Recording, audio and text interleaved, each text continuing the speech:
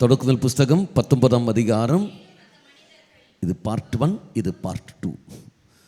படி படி படி படி படி.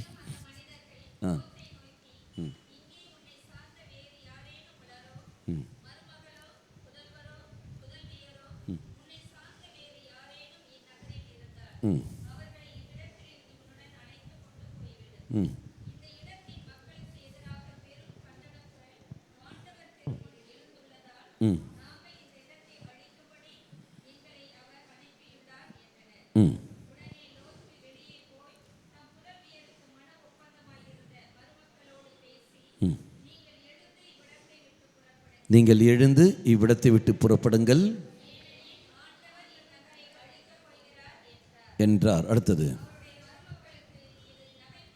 இது நகைப்புக்கு உள்ளாயது. அப்போ இது வரைக்கும் நாம் பார்த்து இருக்கின்றோம் இல்லையா? இனி அடுத்த வார்த்தை படிங்கள். பொழுது விடியும் வேளையில் தூதர்கள் லோத்தை நோக்கி, பொழுது விடியும் வேளையில் தூதர்கள் லோத்தை நோக்கி, நீ எழுந்துட்டு உன் மனைவியையும் கூட்டிக் கொண்டு போ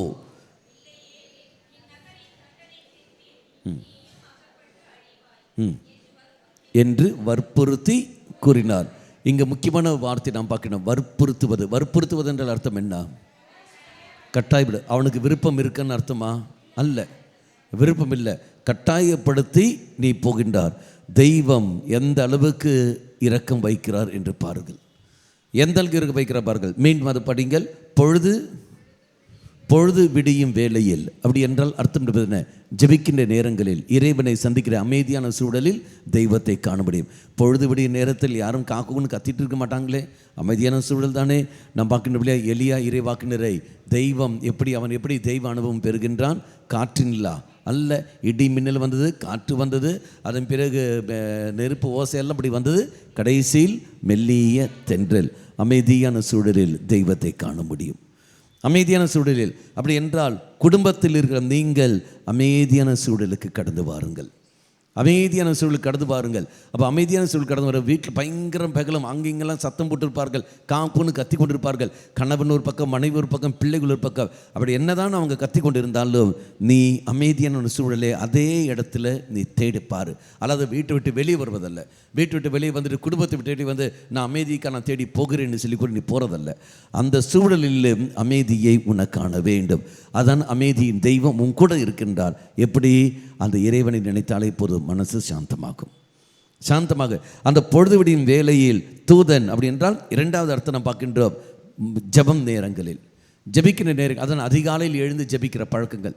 அந்த மாதிரி அதிகாலையில் எழுந்து ஜெபிக்கிற பழக்கம் இருக்கா? எங்கள் கை தூக்கும் பார்ப்போம். எத்தனை பேர்? சும்மா ஒன்றும் இல்லை, அருளாளத்தில் இவ்வளோ கிருபைகள் வர காரணம்.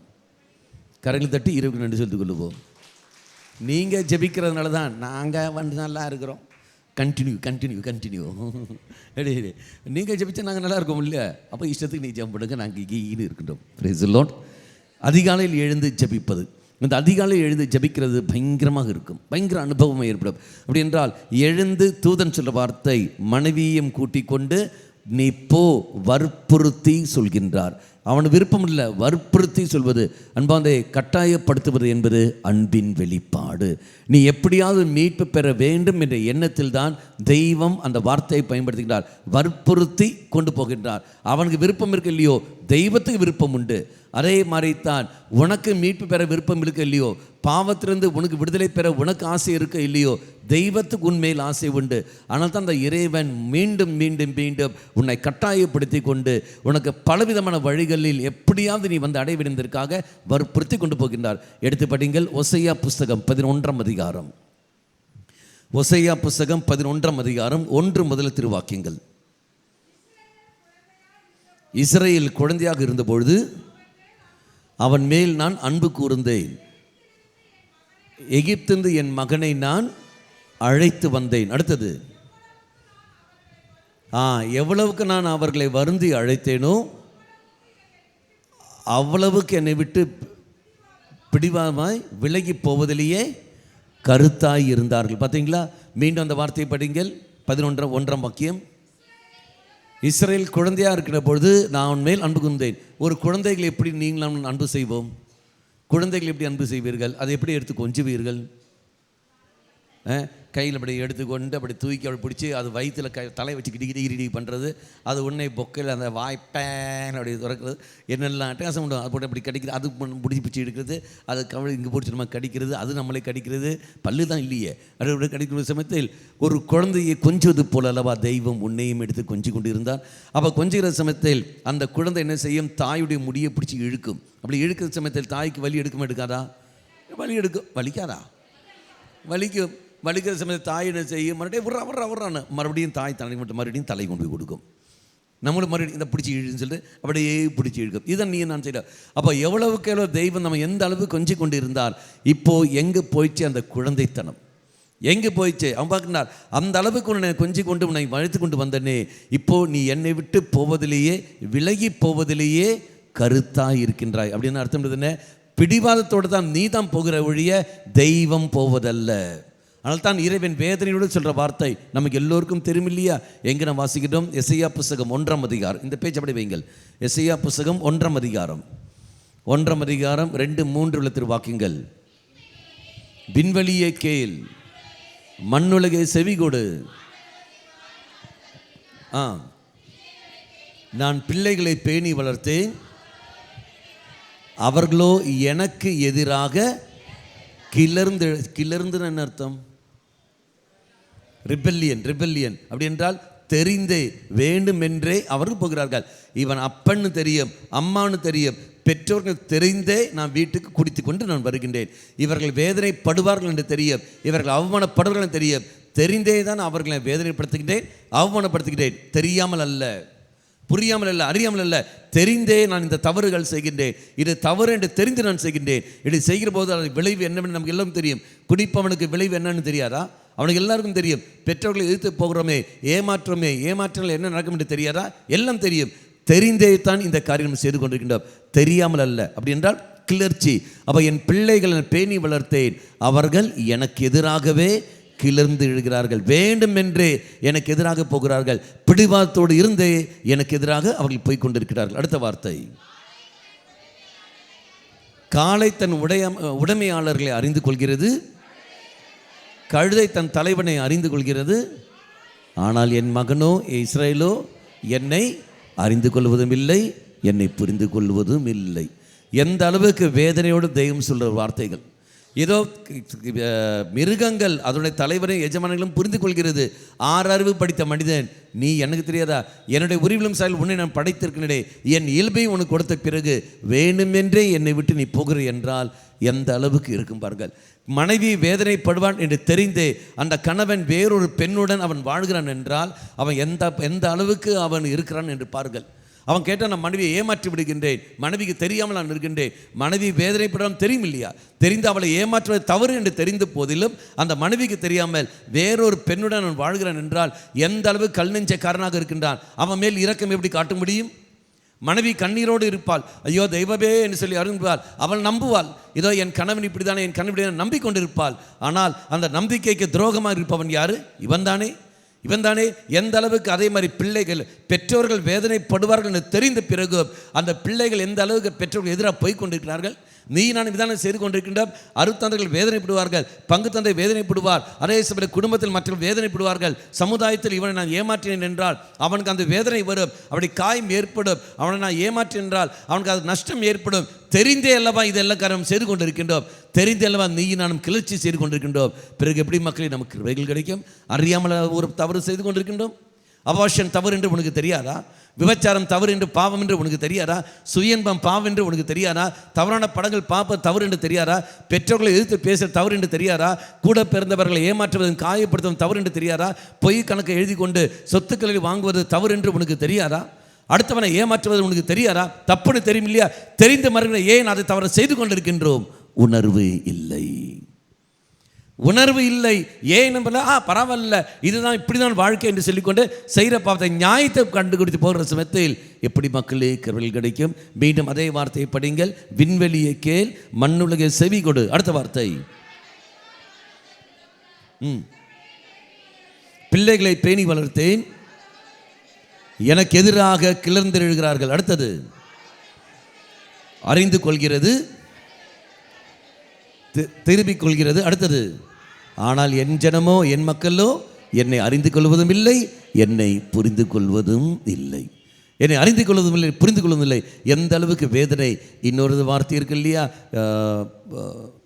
லூக்கா நற்செய்தி 13ஆம் அதிகாரம், லூக்கா நற்செய்தி 13ஆம் அதிகாரம் 34ஆம் வாக்கியம். இயேசு சொல்ற வார்த்தை, எருசலேமே எருசலேமே எருசலேமே, இறைவாக்கினரை கொல்லும் நகரமே. அடுத்தது, உன்னிடம் அனுப்பப்பட்டோரை கல்லால் எறிந்து கொள்கின்றாயே. யார் உன்னிடம் அனுப்பப்பட்டவர்கள்? எருசலேம், உன்னுடைய பங்கு, உன்னுடைய அன்பியம், உன்னுடைய குடும்பம். நீ வாழ்கின்ற இடம் எருசலேம், தெய்வம் வசிக்கிற இடம்தான் இந்த எருசலேம். உன்னுடைய குடும்பம், தெய்வம் வசிக்கின்ற இடம்தான் உன்னுடைய குடும்பம். பங்கு குடும்பத்தில் பாடுபட சுருவம் வைக்கின்றீர்கள், இயேசுவின் திருதிய படம் வைக்கிறீர்கள், அன்னை மரியாதை படத்தை வைக்கிறீர்கள். பங்கு தந்தையர்கள் வருகிறார்கள், உன் வீட்டை மந்திரிக்கிறார்கள், ஈஸ்டர் வழியாக வருகிறார்கள், அந்த நாள் வந்து மந்திரிக்கிறார்கள். ஒவ்வொரு வருடத்தில் ஒரு முறையாவது உங்கள் வீடு மந்திரிக்கப்படுகிறது, ஒவ்வொரு முறையும் மந்திரிக்கப்படுகிறது. ஒவ்வொரு மாதமும் முதல் வெள்ளிக்கிழமை அன்று இயேசுவின் திருதிய படத்திற்கு உங்களையும் உங்கள் குடும்பத்தையும் நீங்கள் உங்களை வாக்குறுதிகள் புதுப்பித்துக் கொண்டு இருக்கின்றீர்கள். அப்ப எல்லாம் செய்து கொள்கிற நீங்கள் தூய ஆவி தங்குற ஆலயமாக மாறுகிற இந்த குடும்பத்தில் தெய்வம் சொல்லுவார், எருசலேம் எருசலேம், உன்னிடம் அனுப்பப்பட்ட அந்த இறைவாக்கினர். யார் இறைவாக்கினர்? குடும்பத்துக்கு யார் இறைவாக்கினர்? அப்பனுக்கு யார் இறைவாக்கினர்? அம்மா, அம்மாவுக்கு யார் இறைவாக்கினர்? அப்பா, பிள்ளைகளுக்கு யார் இறைவாக்கினர்? பெற்றோர்கள். பெற்றோர்கள், சகோதரனுக்கு யாரு? சகோதரி. எப்படி என்றால் குடும்ப அங்கத்தினர்களுக்கு நீ இறைவாக்கினராக இருக்கிற சமயத்தில் அந்த இறைவாக்கினர்களை கல்லால் எறிந்து கொள்கின்றாயே. அப்படி என்றால் நன்மை சொல்லுகின்ற அந்த குடும்ப அங்கத்தினர்களை எதிர்த்து பேசிக்கொண்டு அவர்களை வாயடிக்கின்றாயே, அவர்களை அவமானப்படுத்துகின்றாயே. அப்பா உனக்கு தேவையில்லை, அம்மா உனக்கு தேவையில்லை சொல்லும்போது எந்த அளவுக்கு தெய்வம் வேதனைப்படுகிறார் என்று பார். அங்கே சண்டைப்பட்டு கொண்டு கணவனையும் எடுத்து மனைவியும் எடுத்துக்கொண்டு பெற்றவர்களையும் எடுத்துக்கொண்டு இங்கு வந்து ஸ்தோத்திரம் ஹல்லேலூயான்னு சொல்லும்போது தெய்வம் ஏற்றுக்கொள்வாரா? தெய்வம் ஏற்றுக்கொள்ளா. பிள்ளைகளை அடிச்சும் கொண்டு நீ தாலாட்டு பாடுற மாதிரி எல்லாமா இருக்கின்றது. எப்படி மக்களே இது அனுபவம் நமக்கு கிடைக்கும்? எப்படி அனுபவம் கிடைக்கும்? மீண்டும் பாருங்கள், எருசலேம் எருசலேம், இறைவாக்கினரை கொல்லும் நகரமே. அப்போ இறைவாக்கினர் கொல்லும் நகரமே சொல்லும்போது அதை அர்த்தம், நகரம் பல குடும்பங்கள் ஒன்றாக இருக்கிற சேர்ந்துதான் ஒரு ஊர். அப்படி என்றால் நீ மட்டுமல்ல, உன் குடும்ப அங்கத்தினர்கள், உன் கூட பிறந்தவர்கள், உற்றார் உறவினர்கள், சொந்த பந்தங்கள் அத்தனை பேரையும் இறைவாக்கினர்களை கொல்லும் நகரமாக இருக்கிற காரணத்தினால் எந்த அளவுக்கு கிருபைகள் கிடைக்கும் என்று பார். நீ மட்டும் குடிப்பதில்லை, சொந்தங்கள் வருகிறார்கள், உற்ற உறவினர் வருகிறார்கள், அத்தனை பேரும் ஒன்றாக சேர்ந்து குடிக்கிறார்கள். உறவினர்கள் எல்லாம் ஒன்றாக சேர்ந்து அந்த பிசாசுடைய மூத்திரத்தை நீ குடிக்கிற சமயத்தில் எந்த அளவுக்கு நீ கேவலமாக இருக்கிறாய் என்று பார். அதுவும் என்னைக்கு? கிறிஸ்மஸ் அன்னைக்கு, ஈஸ்டர் அன்னைக்கு, வேற என்ன பிறந்தநாள் அன்னைக்கு, அல்ல வெட்டிங் ஆனிவர்சரி அன்னைக்கு, நல்ல நல்ல நாள் அன்னைக்கு தான் நீ குடித்து கொண்டு இருக்கின்றாய். அப்படின்னா எந்த அளவுக்கு கேவலமாக இருக்கிறப்பாய். உற்றார் ஒன்றாக சேர்ந்து கொண்டு நீ குடிக்கின்ற பொழுது எப்படி நமக்கு கிருபைகள் கிடைக்கும்? அதுக்கு நியாயத்தை கண்டுபிடித்து கொண்டு குடிப்பது. அப்போ எப்பேற்பட்ட பாவத்தின் கத்தோலிக்கர்களாக நீங்கள் தான் மாதிரி செய்கிற பொழுது எப்படி அனுபவம் நமக்கு கிடைக்கும்? இறைவாக்கினர் கொள்ளும் நகரமே. அப்படி என்றால் நீயும் நானும் எந்த அளவுக்கு பாவத்தில் இருக்கிறோம் என்று பாருங்கள். அடுத்த வார்த்தை, ரக்கைகள் படிங்கள். நானும் உங்களை அரவணைக்கு எத்தனை முறை நான் பாடுபட்டேன். கோழி எவ்வாறு தன் குஞ்சுகளை எல்லாம் தன்னுடைய ரக்கையின் கீழ் அது பாதுகாத்து கொண்டு ஆசைப்பட்டதோ அதே போல் நானும் உங்களை அத்தனை பேரையும் என்னுடைய கீழில் கொண்டு வர நான் பாதுகாத்து ஆசைப்பட்டேனே, நீ அதற்கு வரவில்லையே. எத்தனை முறை நான் உன்னை மன்னித்தேன். பாவ சங்கத்தின் அருட்சாதனம் வழியாக எத்தனை முறை நான் உன்னை மன்னித்தேன், நீ அதற்கு இசையவில்லையே. நீ பாட்டு பிடிவாத குணத்திலே போய்கொண்டிருக்கின்றாயே. எந்த அளவுக்கு உன்னை நான் வருந்தி வருந்தி அழைத்தேன், வா போகாதே வா போகாதுன்னு சொல்லும்போது நான் இறங்கி இறங்கி வர்ற நீ உயர்ந்து போவதல்ல, நீ அகங்காரத்தோடு நீ போய்கொண்டிருக்கின்றாய். எந்த அளவுக்கு நான் தாழ்த்தினேனோ அந்த அளவுக்கு நீ என்னை புரிந்திருக்க வேண்டும். மாறாக என்னை புரிந்து கொள்ளாமல் என்னை கேவலமாக பார்த்தல்லவா நீ தூர போய்விட்டாய். நஷ்டம் யாருக்கு? இன்று குடும்பம் சின்ன பின்னமாக இருக்கிறது என்றால் யாரு காரணங்கள்? தெய்வம் அதுக்கெல்லாம் காரணங்கள் இல்லையே. நம்முடைய சிந்தனைகள் எந்த அளவுக்கு இருக்குன்னு பாருங்கள். ஜெருசலேம் ஜெருசலேம், எவ்வாறு உன்னை நான் ஆசைப்பட்டேன், எப்படி உன்னை காப்பாற்ற ஆசைப்பட்டேன், நீ எனக்கு ஒத்துழைப்பு கிடைக்கலே. அப்படி இருக்கிற நீ ஆலயத்துக்கு வருஷத்துக்கு ஒரு முறை வந்து கொண்டு எனக்கு அடையாளம் கேட்டுக்கு சில சமயத்தில் தெய்வம் அடையாளம் தருவாரா? இல்லையே. அதுதான் அதே லூக்கா நற்செய்தி 12ஆம் அதிகாரம் 54ஆம் வாக்கியம் படியுங்கள். யாராவது ஒருத்தர்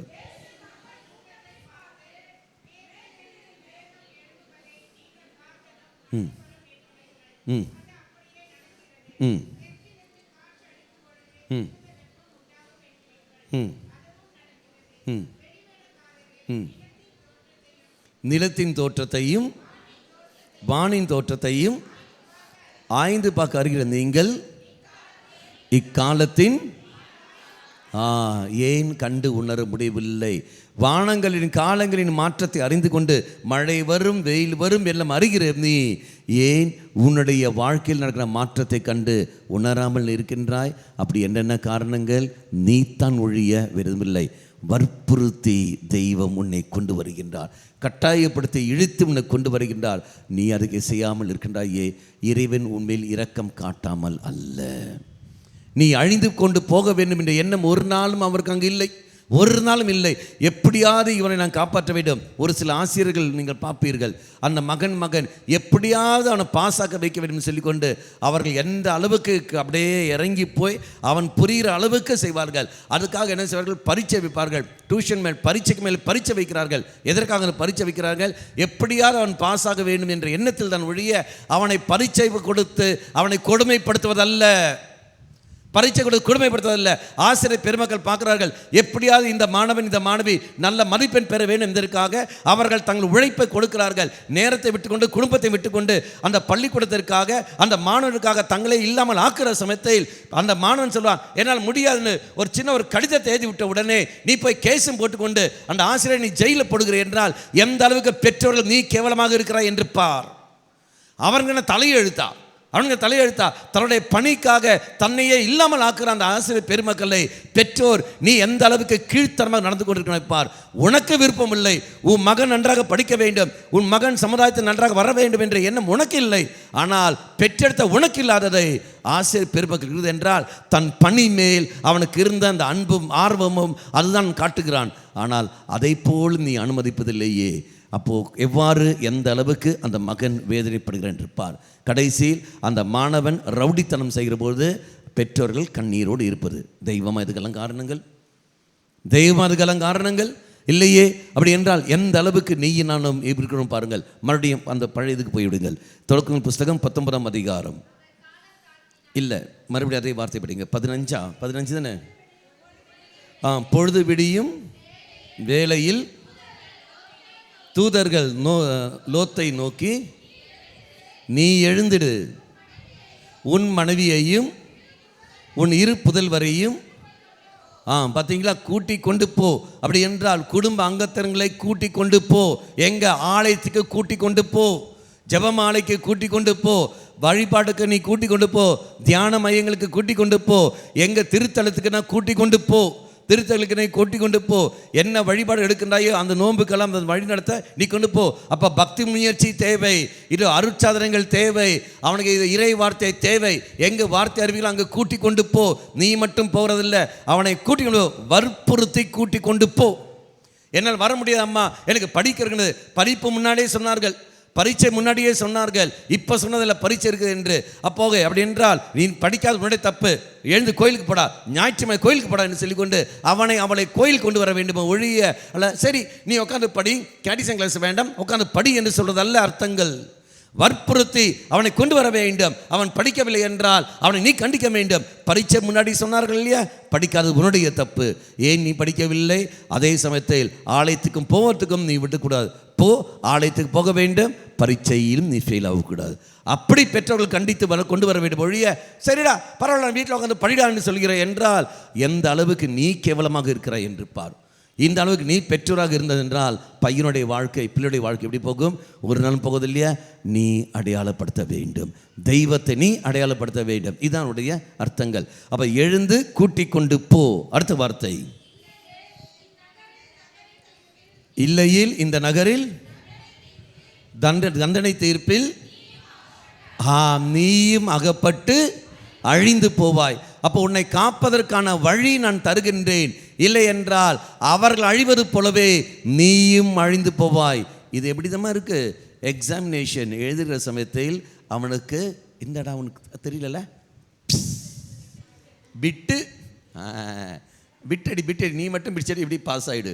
அந்த மாதிரி தெய்வம் கொடுக்குற பிட்டு எந்த மாதிரி இருக்கு பார். அப்போ தனிப்பட்ட ஒரு அன்பு அங்கே காட்டப்படுகிறது. அப்போ தனிப்பட்ட ஒரு அன்பு அங்கே காட்டப்படுகிறதுனால், இல்லை என்றால் நீயும் இதே போல அழிந்து போவாய். அதன் பிறகு அடுத்த வார்த்தை தான் வருகிறது, வற்புறுத்தி அவனை அறிக்கின்றார்கள்.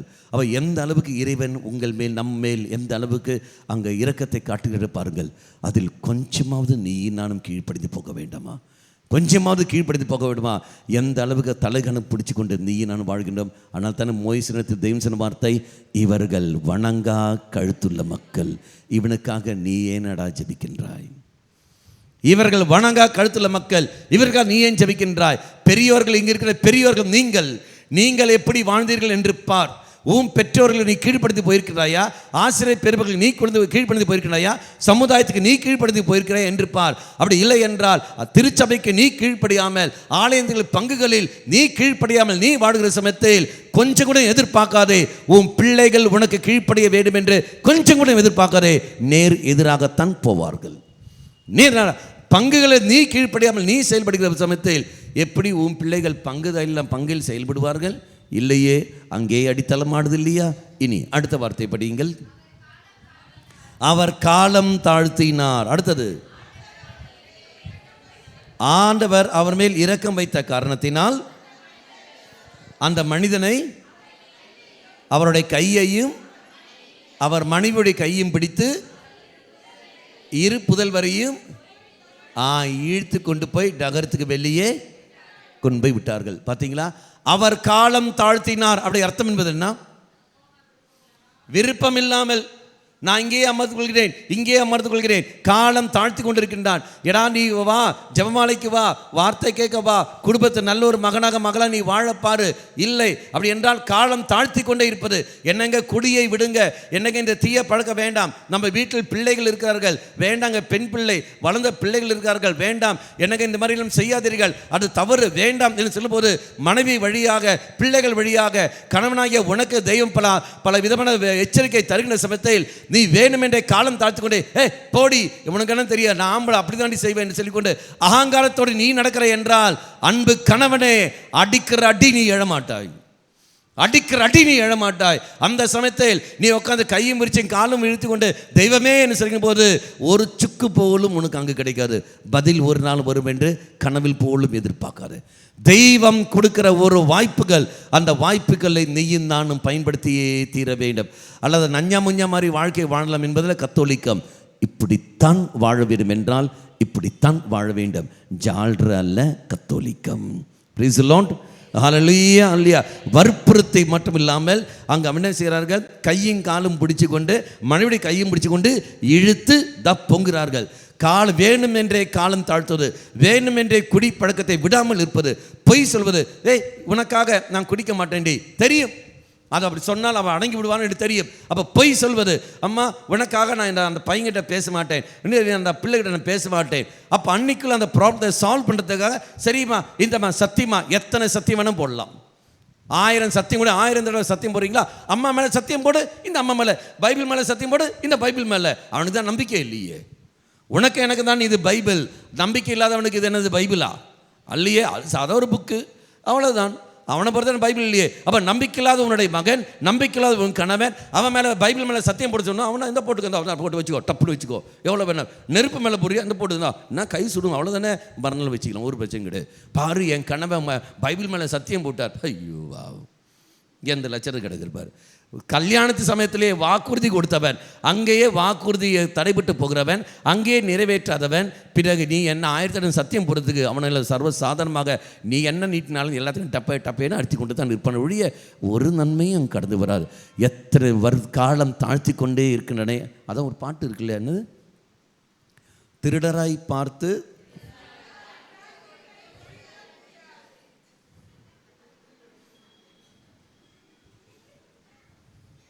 இதெல்லாம் ஸ்டார்டிங் டப்பேட்டு வந்துவிடும். எங்கேருந்து வருது? தானாக வருது. வரும். திருடனாய் பார்த்து திருந்தாவிட்டால் திருட்டையும் ஒழிக்க முடியாது. அது என்ன பாட்டு? ஸ்டார்டிங் பாட்டுன்னா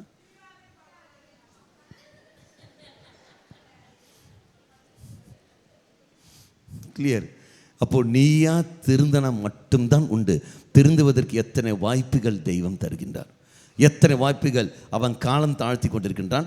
ரெண்டாவது கையும் பிடிச்சி கொண்டு அவனை அந்த வெளியே கொண்டு போகிற சமயத்தில் அவன் எத்தனை தடவை சொல்லுவான் வா வாண்டு. அப்போ எந்த அளவுக்கு இறைவன் வற்புறுத்தி நம்ம கொண்டு போகிறார். எப்படி? நீயும் நானும் செய்கிற பாவங்கள் தெய்வம் கண்டும் காணாமல் இருப்பது தான் அந்த நிலை. பைபிளில் உதாரணம் உண்டா? பைபிளில் உதாரணம் உண்டா? நமக்கு எல்லோருக்கும் தெரியும் இல்லையா? சீராக் புஸ்தகம் எடுங்கள். அல்ல, சீராக் இல்லை, சாலமனின் ஞானம் 11ஆம் அதிகாரம் 23, 24. சாலமனின் ஞானம் 11ஆம் அதிகாரம் 23, 24. எல்லாம் வல்லவராய் இருப்பதால் எல்லோர் மீதும் இறங்குகின்றீர். அடுத்தது, மனிதர்கள் தங்களுடைய பாவங்களை விட்டு மனம் திரும்பும் பொருட்டு நீ அவற்றை பார்த்தும் பார்க்காத போல் இருக்கின்றீர். அதான், மனிதர்கள் தங்கள் பாவங்களை விட்டு மனம் திரும்பும் பொருட்டு நீ அவற்றை பார்த்தும் பார்க்காமல் இருக்கிற என்றால், தெய்வம் என்னை வற்புறுத்தி கொண்டு போகிற சமயத்தில் நான் காலம் தாழ்த்தி கொண்டிருக்கிறேன். பார்த்தும் பார்க்காமல் இருக்கிற நீ குடித்து கொண்டிருக்கின்றாயே, எனக்கு ஒன்றும் நடக்கலையே, எனக்கு ஒன்றும் நடக்கலையே, நான் கோயிலுக்கே வரவில்லை, எனக்கு ஒன்றும் நடக்கலையே, எனக்கு ஒன்றும் நடக்கலையே என்று சொல்லிக்கொண்டு ஒரு நாளும் நீ இருக்காத. ஒரு நாள் நீ அப்படி இருக்காத. ஒரு நாள் வரும், அந்த சமயத்தில் ஒரு நாளும் கிருபை கிடைக்காது. அது தெரியுமா? பைபிளில் தெரியுமே. ஒபேதியா புஸ்தகம் 1ஆம் அதிகாரம் 4ஆம் வாக்கியம் என்னது? திருடாதே பாப்பா திருடா, இதெல்லாம் ஞாபகம் இருக்கா? இது உங்களுக்கு மட்டும் சொல்கிறேன். நீ கழுகை போல உயிர உயிர பறந்தாலும் விண்மீன்கள் மத்தியில்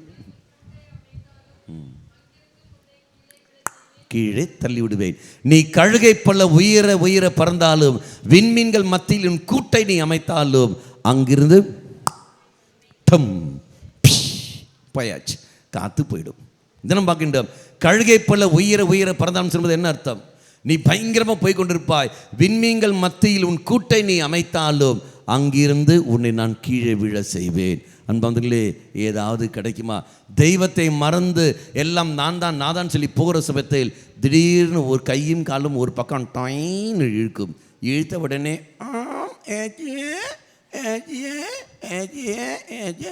ஏன் முன்னாடியே வர வேண்டியதானே இயேசுவே என்று? ஏன் முன்னாடி வர வேண்டிய அடி கிடைக்கிற வரைக்கும் ஒரு நாளும் நீ செய்ய மாட்டாய். மக்களே, தெய்வம் அந்த நிலைமைக்கு போக ஒரு நாள் நீ நானும் அனுமதிக்கக்கூடாது. அந்த அளவுக்கு இறைவன் வாங்குகின்றார். அப்போ வற்புறுத்தி கட்டாயப்படுத்தி என்னை காலம் தாழ்த்தினாலும் கையை பிடிச்சு கொண்டு என்னை வெளியே கொண்டு போகின்றார். கிளியர்? இனி அடுத்த வார்த்தை.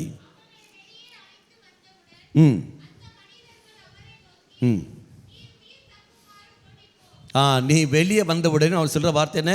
நீ உயிர் தப்புமாறு ஓடிப்போ. எந்த பக்கம் ஓடிப்போ? அடுத்த வார்த்தை.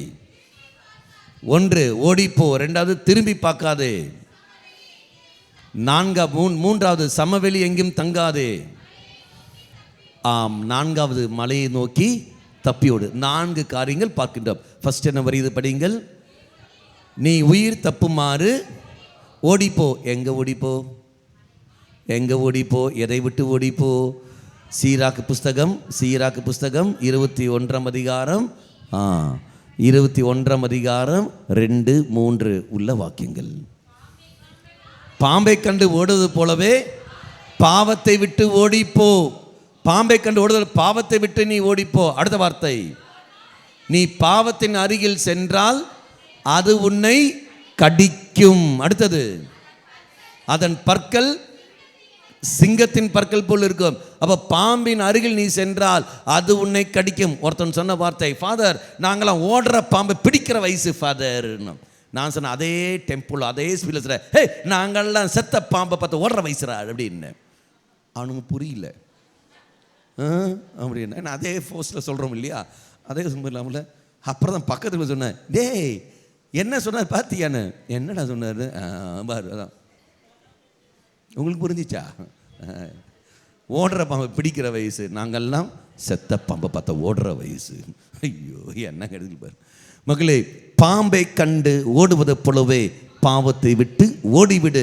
நடந்து போகல. அதையும் ஓடி போகிறதுக்கு நடந்து போகல வித்தியாசம். அவ்வளோதான்.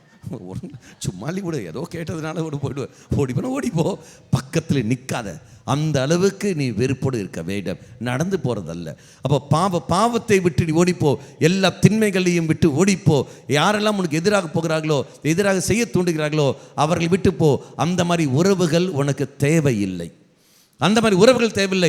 உன் வீட்டில் வருகிறார்கள், வீட்டில் வந்து கொண்டு மாப்பிள்ளை வா, பங்காளி வா, அண்ணி வாங்க, அண்ணி உட்காருங்க, அண்ணி கொஞ்சம் அண்ணனுக்கு சேர்த்து நீங்கள் கொடுக்கும்போது அந்த அண்ணி என்ன செய்ய வேண்டும்? செருப்பை கேட்டு பலாரும் அடிக்கணும், படா விட்டு விட்டு அதான் அண்ணி சொல்ல வேண்டும். இல்லை சரி தம்பி, சரி பங்காளி, இதை அண்ணனை கூப்பிட்டு வரேன், 2 பேரும் ஒன்றா உட்காந்து மூத்திரத்தை ஒன்றா குடிங்க, பிரச்சனை இல்லைன்னு சொல்லக்கூடாது. அண்ணி செருப்பை கேட்டு பலாரும் அடிக்கணும். அப்போ அண்ணன் கேட்பார், என்னங்க என்ன நீ பண்ணுறன்னு? உன்னையும் அடிப்பான், உகரான்னு. காரணம் என்ன? ஏற்ற துணை தானே. கணவன் மனைவி ஏற்ற துணை தானே. உயர்ந்தவர் தாழ்ந்தவர் இல்லையே. இல்லாட்டி நீயும் ஒரு பாட்டில் போயிட்டு உட்காரு, டப்புன்னு அடி. இப்போ அதான் ஃபாதர் செஞ்சுட்டு இருக்கேன்னு கேட்டால் நான் சொல்ல முடியும். மக்களை, ஒரு நாளும் தீமைக்கு துணை போகாத. வெட்டு 1 துண்டு 2 இப்படி இருக்க வேண்டும். பாவத்தை கண்டு ஓடிப்போ, அதை பக்கத்தில் போகாதே. அருகில் சென்றால் அது உன்னை கடிக்கும். அருகில் சென்றால் கடிக்கும். இதான் நம்ம அப்போ ஓடிப்போ. அப்போ எதிலிருந்து ஓடி போக வேண்டும்? நீ தான் பார்க்க வேண்டும். உன்னுடைய குடும்ப சூழல், உன்னுடைய குடும்ப அங்கத்தினர்கள் எந்த தீமைக்கு, எந்த பாவத்துக்கு அடிமையாக இருக்கிறார்கள் என்பதை நீ தான் காண வேண்டும். ஒருவனுக்கு குடியாக இருக்கலாம், இன்னொருக்கு சிகரெட்டாக இருக்கலாம், ஒருவனுக்கு கோபமாக இருக்கலாம், இன்னொருக்கு இச்சையாக இருக்கலாம், ஒரு சிலருக்கு செல்ஃபோனாக இருக்கலாம், ஒரு பிறகு திரும்ப இருக்கலாம், பல விதத்தில் இருக்கலாம். நீ உன் குடும்ப அங்கத்தினர்கள், நீ உன் குடும்ப சூழல்கள் எதுக்கு அந்த தீமை இருக்கிறாயோ அந்த தீமையிலிருந்து நீ விலகிப்போ, அது ஓடிப்போ. ஓடி போகிற சமயத்தில் தெய்வ கிருபைகள் உனக்கு அங்கு கிடைக்கும். அப்போ ஃபர்ஸ்ட் ஓடிப்போ. 2வது என்ன வருகிறது? திரும்பி பார்க்காதே. அது என்ன திரும்பி பார்க்காதே? திரும்பி பார்க்காதே என்றால் மீண்டும் பழைய இயல்புக்கு நீ போய்விடாத. பழைய இயல்புக்கு போய்விடாத. அது என்ன பழைய இயல்பு? உங்களுக்கு தெரியும் இல்லையா? தெய்வத்துடைய இயல்பு என்ன பைபிள் எங்கேயாவது இருக்கு? உங்களுக்கு எல்லோருக்கும் தெரியும். தெய்வத்துடைய பைபிள் எங்கே இருக்கு? அன்பு. தெய்வத்துடைய இயல்பு அன்பு எங்கே இருக்கு பைபிளில்? உங்களுக்கு எல்லோருக்கும் தெரியும். 1 கொரிந்தியர் 13ஆம் அதிகாரம் 4 முதல் 7. இது நம்ம கேட்டிசம் கிளாஸ்ல படிச்சது தானே, குழந்தை பருவத்திலிருந்து. என்னது? அன்பு பொறுமை செய்யும். பொறுமை செய்யுமா?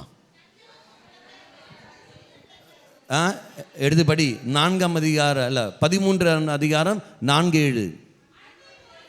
பொறுமை உள்ளது, நன்மை செய்யும், பொறாமைப்படாது, தற்புகழ்ச்சி கொள்ளாது, ஈழ்மா படையாது, இழிவானது செய்யாது, தன்னலம் நாடாது, எரிச்சலுக்கு இடம் கொடாது, தீங்கு நினையாது, மகிழ்வுறாது, உண்மையில் மகிழும், அனைத்தையும் பொறுத்து கொள்ளும், அனைத்தையும் நம்பும், எதிர்நோக்கி இருக்கும், மன உறுதியோடு இருக்கும். இதுதான் தெய்வத்துடைய இயல்பு, தெய்வத்துடைய குணங்கள். அப்போது அது அப்படியே அன்புங்கிற வார்த்தையை போட்டு மனிதன் என்ற வார்த்தையை போடுங்கள். இப்போ அந்த அன்புங்கிற வார்த்தையை எடுத்துக்கொள்ளுங்கள். மனிதன் என்ற வார்த்தையை போட்டு இப்போ படிங்கள் பார்ப்போம். உள்ளதா?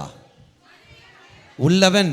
மனிதன் பொறுமை உள்ளவன், நன்மை செய்பவன், தற்புகழ்ச்சி கொள்ள மாட்டான், இழிவான செய்ய மாட்டான், தன்னலம் நாட மாட்டான், எரிச்சலுக்கு இடம் கொடுக்க மாட்டான், தீங்கு நினைய மாட்டான், தீவினையில் மகிழ்வுற மாட்டான்.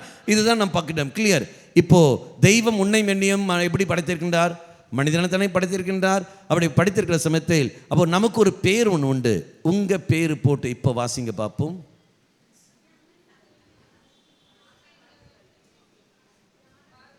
என்ன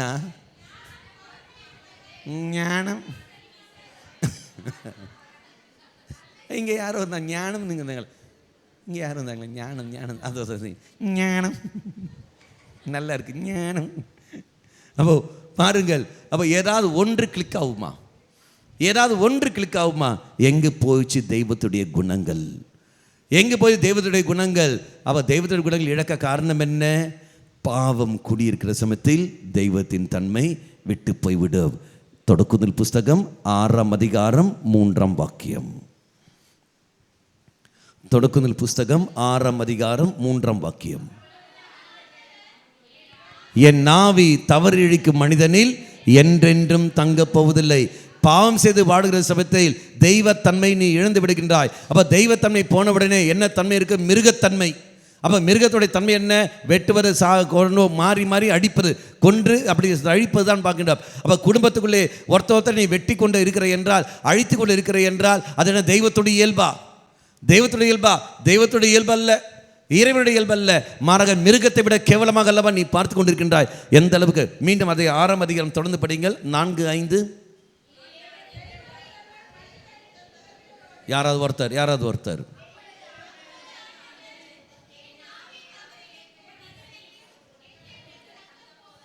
ம் ம் 5வது வாக்கியம். மண்ணுலகில் மனிதர் செய்யும் தீமையையும் அவனுடைய இதய சிந்தனை எல்லாம் நாள் முழுவதும் தீமை உருவாக்குவதையும் ஆண்டவர் கண்டார். அடுத்தது, மண்ணுலகில் மனிதனை உண்டாக்கியதற்காக ஆண்டவர் வருத்தப்பட்டார், வேதனைப்பட்டார். தன்னுடைய உரியிலும் சாயலும் மனிதனை படைத்த தெய்வம் சந்தோஷம் அடைந்த அதே தெய்வம் சொல்ற வார்த்தை, நான் வருத்தப்படுகின்றேன், வேதனை அடைகின்றேன், ஏன் தான் இவனை படைத்தேனோ என்று தெரியவில்லை என்று இதா தெய்வம் சொல்ல வார்த்தை. அதான் பார்த்தா ஒரு பாட்டு இருக்குல்ல, படைத்தானே டிங்னு போவான். எந்த அளவுக்கு எடுத்து பாருங்கள். நீங்கள் இந்த பழைய பாட்டெல்லாம் எடுத்து பாருங்களேன், எல்லாம் விவிலியத்தோடு சேர்ந்து வரும். பார்த்துட்டீங்களா? எல்லாம் விவிலியத்தோடு சேர்ந்து. அதனால் பழைய பாட்டை நீங்கள் என்ன பண்ணீங்க? பக்தி கானெல்லாம் பாடிக்கோ, ஸ்தோத்திரம். கிளியர். அப்போ நம்ம ஆகின்றோம். என்ன காரணங்கள்? அப்போ திரும்பி பார்க்காத என்று சொல்கிற சமயத்தில் பழைய வாழ்க்கைக்கு போயிடாத. தெய்வம் உன்னை பாவ சங்கத்தின் வழியாக உன்னை அதிலிருந்து விடுதலை தந்திருக்கின்றார். நீ ஒரு புதிய மனிதனாக, புதிய படைப்பாக மாறிய காரணத்தினால் மீண்டும் திரும்பி பார்க்காதே, பழைய இடத்துக்கு போகாதே. ஐயோ நான் இப்படி என்று சொல்லாத, குற்ற உணர்வோடு இருக்காதே. நீ உனக்கு தேவை மன வருத்தம் தான் ஒழிய குற்ற உணர்வு வரக்கூடாது.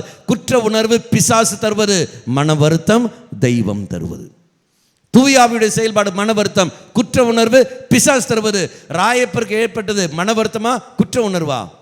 மன வருத்தம். யூதாஸ்க்கு ஏற்பட்டது மன வருத்தமா குற்ற உணர்வா? குற்ற உணர்வு உன்னை தூக்கில் போய் சேர்க்கும். ஆனால் மன வருத்தம் தெய்வ சன்னதியில் பலிப்படுத்தல் கொண்டு வந்து சேர்க்கும். உனக்கும் எனக்கும் தேவை மன வருத்தம். என் தெய்வம் மன்னிக்கின்றது அந்த ஒழிய சபிக்கிற தெய்வம் அல்ல, சபிக்கிற தெய்வம் அல்ல. அப்போ எப்போ என் மன வருத்தம் எழுதும்? திரும்பி பார்க்காதே, நான் உன்னை மன்னித்து விட்டேன். நான் வாசிக்கிறோம் இல்லையா? எசையா புஸ்தகம் 43:18-19. எசையா புஸ்தகம் 43:18-19.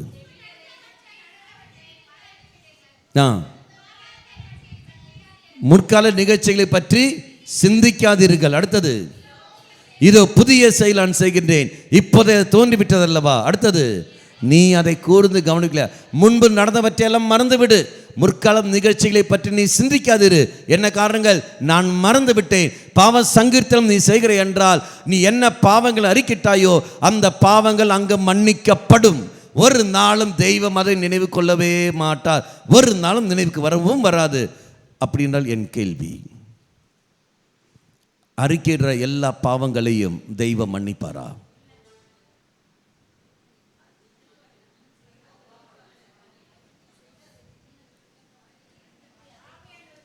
ஐயோ பாவ்,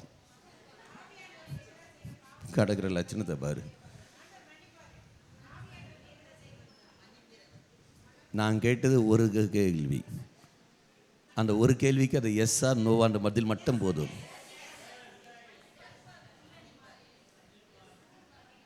அறிக்கிற எல்லா பாவங்களையும், இன்வெர்டட் கமாஸில் இருக்கிற பாவங்கள் போலும்.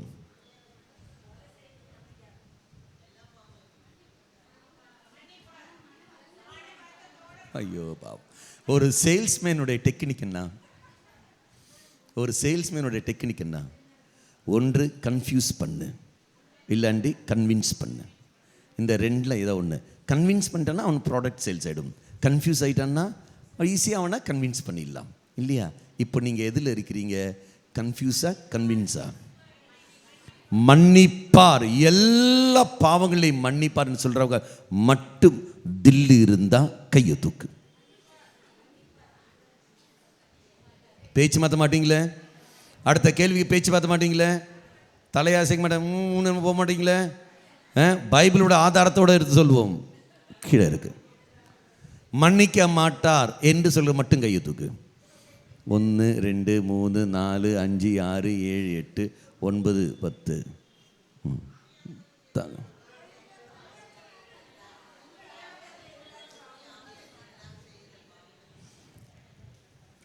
எது ஆவியாருக்கு எதிரான பாவங்கள்? அப்போ அதை பற்றி ஒரு நாள் கிளாஸ் எடுக்கணும் பொழுது. அது நன்மைக்கு எதிரான செய்கிற பாவங்கள். மக்களே, ஒரு நாளும் அறிக்கின்ற எல்லா பாவங்களையும் தெய்வம் மன்னிக்க மாட்டார் என்று நான் சொல்ல மாட்டேன். எல்லா பாவங்களையும் அவர் மன்னிப்பார். அவர் மன்னிக்காமல் வேறு யார் மன்னிக்க முடியும்? அவர் மன்னிக்கின்றவர் தான் ஒழிய ஒரு நாள் செய்ய மாட்டார். இது யாருக்கு? இவருக்கா எனக்கா?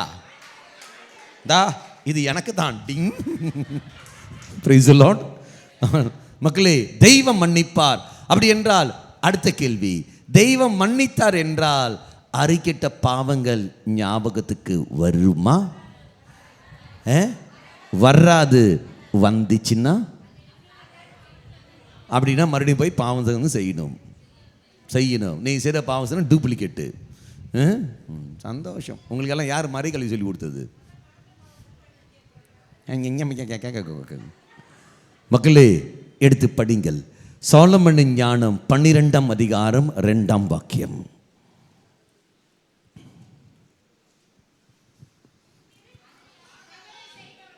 தவறு செய்பவர்களை சிறிது சிறிதாக திருத்துகின்றீர். அடுத்தது, அவர்கள் எவற்றால் பாவம் செய்தார்களோ அவற்றை நினைவுபடுத்தி அவர்களை எச்சரிக்கின்றீர். அடுத்தது, ஆண்டவரே, அவர்கள் தீமையிலிருந்து விடுதலை பெறவும் உம்மேல் நம்பிக்கை கொள்ளவும் இவ்வாறு செய்கின்றீர். அர்த்தம் கொர்த்தாய்த்தா, அர்த்தமாய்த்தா, மனசிலாயோ சாரே. இதனுடைய அர்த்தம் என்ன? வேற எதுவும் இல்லை. அறிக்கையிட்ட பாவங்கள் தெய்வம் மன்னிப்பார். மறுபடியும் ஞாபகத்துக்கு வருது என்றால் 2 அர்த்தங்கள். ஒன்று, இறைவனுடைய மன்னிக்கும் அன்பை நினைத்து தெய்வத்தினை ஸ்துதிக்க வேண்டும். ஒன்று. 2வது, தெய்வம் உனக்கு எச்சரிக்கை தருகின்றார், இனி இந்த பாவம் செய்யாதே என்று எச்சரிக்கை தருகின்றார். இதுதான் உன்னுடைய அர்த்தமே ஒழிய மறுபடியும் போய் பாவ சங்கீதம் செய்வதல்ல. அப்போ மறுபடியும் நீ போய் பாவ சங்கீதம் செய்கிற என்றால் முன்னாடி நீ செய்த பாவ சங்கீர்த்தனம் டூப்ளிகேட்டு. ஒன்று. 2வது, பாவ சங்கீர்த்தனம் அருட்சாதனமானது நீ என்ன ஒரு விளையாட்டாக நீ எடுத்திருக்கின்றாய். 3வது, நீ செய்த பாவ சங்கீர்த்தனம் ஒரு போலியான பாவ சங்கீர்த்தனம், அது பொய்யான பாவ சங்கீர்த்தனம். அப்படி என்றால் ஒன்றும் கிடையாது. உதாரணம் எடுத்துக்கொள்ளுங்கள். இப்போது எனக்கும் உங்களுக்கும் சண்டை. இப்போ நான் இங்கே இருக்கிற இவர்கள், இந்த சகோதரிக்கும் எனக்கும் சண்டை வரைக்கும் வைத்துக் கொள்ளுங்கள். நான் கண்ணீரோடு நான் போய் பாவ சங்கீர்த்தனம் செய்கின்றேன். நான் கண்ணீரோடு பாவ சங்கீர்த்தனம் செய்கின்றேன், மன்னிப்பும் கேட்கின்றேன், போய் பாவ சங்கீர்த்தனம் செய்கின்றேன். எனக்கு மன்னிப்பு கிடைக்குமா கிடைக்காதா? கிடைக்குமா கிடைக்காதா? கிடைக்கும். கிடைத்த பிறகு மறுபடியும் இந்த சகோதரி நான் பார்ப்பேன் தானே, இவங்க தானே வேறு எங்கே இருக்காங்களே. அப்போ மறுபடியும் இவரை காண்கின்ற பொழுது எனக்கு நான் செய்த பாவங்கள் எனக்கு ஞாபகத்துக்கு வருமா வராதா? சண்டை போட்டது ஞாபகத்துக்கு வருமா வராதா? அப்போ நான் மறுபடியும் போய் பாவ சங்கீதம் பண்ணுமா? அப்போ அர்த்தம் என்ன? அப்போ அதோட அர்த்தம் வேறு எதுவும் இல்லை. ஞாபகத்துக்கு வருகின்ற பொழுது இறைவனை ஸ்துதிக்க வேண்டும். தெய்வமே, இது அன்று இந்த சகோதரி எடுத்து நான் சண்டை போட்டேன், நான் மன்னிப்பு கேட்டேன், நீயும் எனக்கு மன்னிப்பு தந்தாயே, மன்னிக்கும் அன்பை நினைத்து கொண்டு உன்னை நான் ஸ்துதிக்கிறேன், ஆராதிக்கின்றேன். அதே சமயத்தில் 2வது என்பது என்ன? தெய்வம் எச்சரிக்கை தருகின்றார். எடா, அதை சகோதரி நீயும் மறுபடியும் பார்த்திருக்கின்றாய், அதே மாதிரி சூழல் அமைகிறது, அதே மாதிரி பேச்சு வருகிறது. ஆகவே பேச்சை குறை, அந்த மாதிரி இடத்தை நிற்காத, இடத்தை விட்டு கிளம்பு, எடுத்துட்டு கிளம்பு. என்ன பேசிவிட்டியா?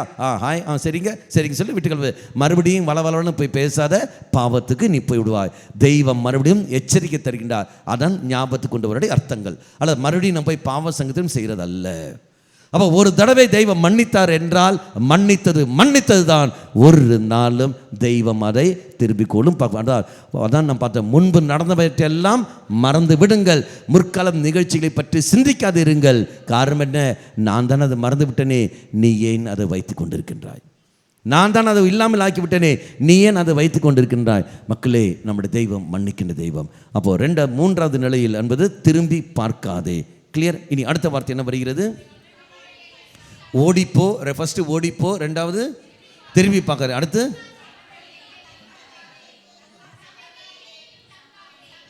சமவெளியில் எங்கும் தங்காதே. 3வது சமவெளியில் எங்கும் தங்காதே என்றால் அர்த்தம் என்பது என்ன? பாவ நிலையில் எங்கு கங்காதே. இங்கே சமவெளியில் அல்லவா நீ, இங்கே தானே நீ, இந்த தரையில் அல்லவா நீ பாவம் செய்து கொண்டிருந்தாய், இடம் நண்பர்களை கண்டாய், எல்லா சூழலுக்கான அடிமையானாய். ஆகவே மறுபடியும் அந்த சமவெளிக்கான பாதைக்கு நீ போய்விடாதே, அந்த கரடுமுறான பாதைக்கு நீ போய்விடாதே. மறுபடியும் அந்த இடத்துல நீ தங்காத, அந்த இடத்தை விட்டு ஓடிப்போ. அங்கே இருக்காத, இல்லைன்னு சொல்லி இருக்காத, அந்த இடத்தை விட்டு போ. இந்த சூழல் தான் நீ பாவம் செய்தாய். மறுபடியும் அந்த சூழலை வருகும் போது அந்த சூழலுக்கு அடிமையாக விட்டு வெளியே வா. உனக்கு நான் விடுதலை தந்திருக்கின்றேன். உனக்கு விடுதலை குடிப்பதன் வழியாக உனக்கு நோய்கள் வந்தது. அந்த மருத்துவர் வழியாக தெய்வம் சொன்னார், மகனே இனி நீ குடித்தாய் என்றால் உன் உடலுக்கு ஆபத்து ஏற்படும், பல பிரச்சனை ஏற்படும், குடிக்காத என்று. இன்று அவள் குடிக்கு போய் என்றால் யாரு காரணங்கள்? எத்தனை பேர் குடியின் காரணமாக நரம்பு தளர்ச்சி ஏற்படுத்துகிறார்கள். அதனால் நரம்பு தளர்ச்சியின் காரணமாக குழந்தை பாக்கியம் இல்லாமல் எத்தனை போயிருக்கிறார்கள். அதுக்கு யார்? பெண்ணா காரணம். திருமணமான அந்த பெண்ணா காரணம். கணவன் நீ காரணம். ஆனால் அந்த குடும்ப அங்கத்தில் சொல்ற வார்த்தை என்ன? அவன் ஆம்பளை, அவன் குடிப்பான், பொண்ணு உனக்கு தான் பிரச்சனை இருக்கு, நீ போடின்னு சொல்லும்போது குறை யாருக்கு? உன்னுடைய பையனுக்கு. அவன் ஒழுங்கா குடிக்காமல் இருந்தேன் என்றால் நன்றாக வாழ்க்கை வாழ்ந்திருக்கலாம். ஆனால் குடிச்சு கும்மாளம் அடித்து கொண்டு கடைசியில் நரம்பு தளர்ச்சி ஏற்பட்டு அவன் இறந்து விடுகிறான் என்றால் யார் காரணங்கள்? மனைவி. ஆரோக்கியத்தில் இருக்கிற மனைவி நோயாளியாக மாறுகின்றார்கள். அதன் பிறகு வாழ வேண்டிய வயதில் படுத்த படுக்கையாக நீ இருக்கிறாய் என்றால் தெய்வம் இதுக்கெல்லாம் காரணங்கள். ஆரம்பத்திலே மனைவி வழியாக, குடும்ப அங்கத்தினர்கள் வழியாக குடிக்காதே குடிக்காதே குடிக்காதே என்று எத்தனையோ முறை சொன்னார்கள். நீ கேட்கவில்லை. இறுதியில் காக்க வலிப்பு வரும், அந்த வலிப்பு வரும், எல்லாம் வந்த பிறகு பாரு, ஆண்டவர் எனக்கு கொடுத்துறார் பாரு. தெய்வத்துக்கு வேற வேலை இல்லை, இது அவர் கொடுக்கிற வேலை. உன்னை நம்பி இருக்கின்ற பெற்றோர்கள், உன்னை நம்பி இருக்கின்ற பிள்ளைகள், உன்னை நம்பி இருக்கின்ற மனைவி எத்தனை பேர் அங்கு வேதனைப்படுகிறார்கள். உனக்கு சொர்க்கம் கிடைக்குமா? தலை கிழந்தினாலும் சொர்க்கம் கிடைக்காது. தலைக்கிழந்தான் சொர்க்கம் கிடைக்காது. நீ செய்த பாவங்கள் எந்த அளவுக்கு இருப்பார்கள். சமவெளியில் தங்காத என்று சொல்லுகிற பொழுது மன்னிப்பு கேள். பெற்றோரிடத்தில் மன்னிப்பு கேள். மனைவி கால் விழுந்து மன்னிப்பு கேள். வாழ்நாள் முழுதும் கண்ணீரால் அந்த மனைவியின் பாதத்தை நனைத்து கொண்டிரு. என்னை மன்னித்து விடு, மன்னித்து விடு என்று சொல்லிக் கொண்டிரு. அப்போ ஒருவேளை தெய்வம் கிருபைகள் தரலாம், தெய்வம் கிருபையில் தரலாம். அந்த மனைவி பட்ட வேதனை, நீ இந்த மாதிரி குடிச்சு கொண்டு இருக்கிறான் என்று தெரிந்திருந்தால் அவள் உன்னை கல்யாணம் செய்திருப்பாள். போடான்னு சொல்லி வேற ஒருத்தன் போய் தேடி இருப்பாள். இல்லையே உன் மேல் நம்பிக்கை வைத்துவதார்கள். அந்த பையனை பெற்ற பெற்றோர்கள், அந்த பிள்ளையை பெற்ற அந்த பெற்றோர்கள் உங்கள் மேல் நம்பிக்கை வைத்து தான் மற்றவர்கள் வீட்டு தருகிறார்கள். ஆனால் பெற்றோர்கள் செய்கிற பாவத்துக்கு நீ நியாயத்தை கண்டுபிடிக்கிற என்றால் பரவாயில்ல, என் பிள்ளை தானே, பரவாயில்ல, என் பையன் தானே என்று சொல்லிக்கொண்டு நீ செய்கிற பாவத்துக்கு நீ துணை போய் கொண்டிருக்கிற என்றால் தெய்வம் உன்னையும் பிடிப்பார், நீயும் மாட்டுவாய். வார்த்தை உண்டா? உங்களுக்கு எல்லோருக்கும் தெரியவில்லையா? எங்க? மத்தேயு நற்செய்தி 18ஆம் அதிகாரம் 6ஆம் வாக்கியம்.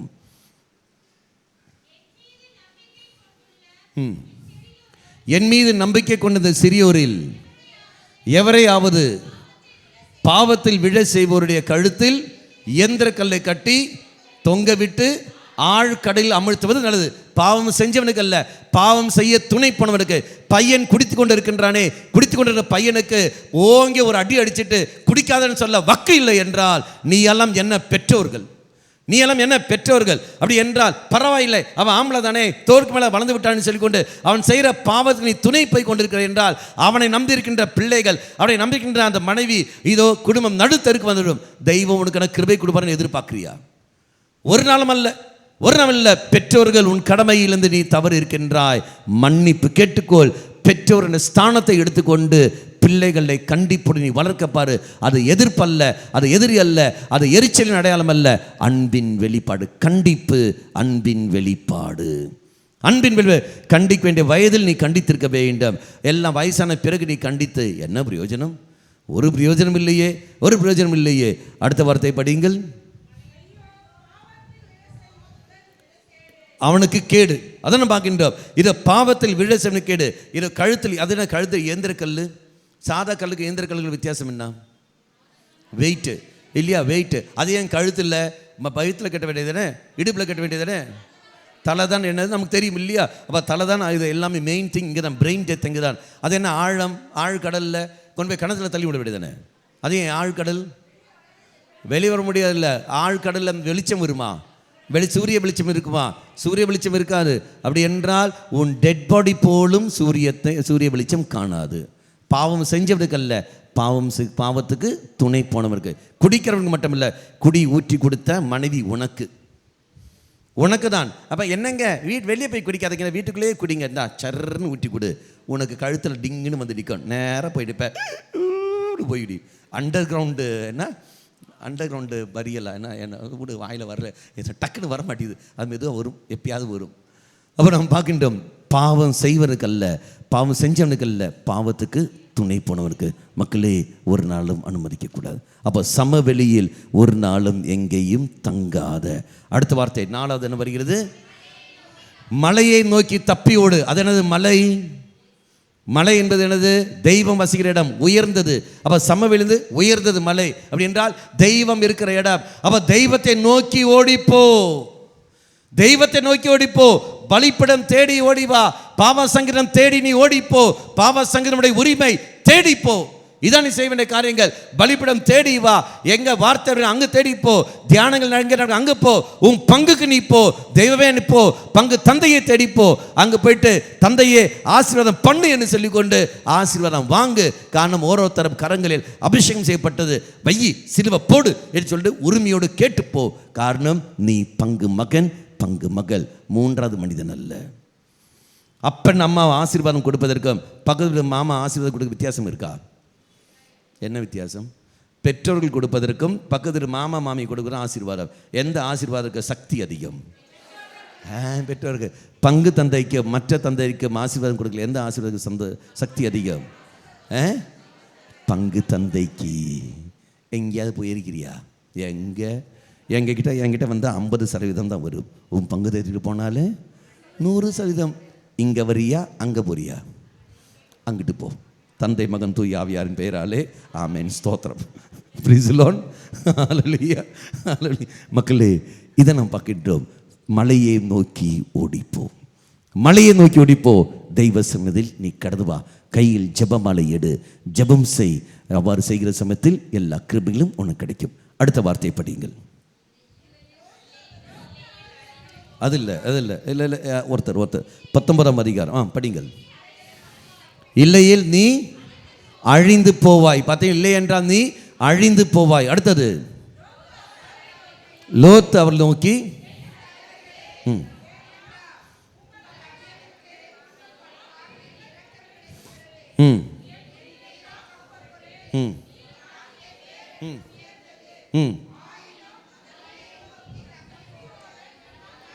என்னால் இயலாது. அடுத்தது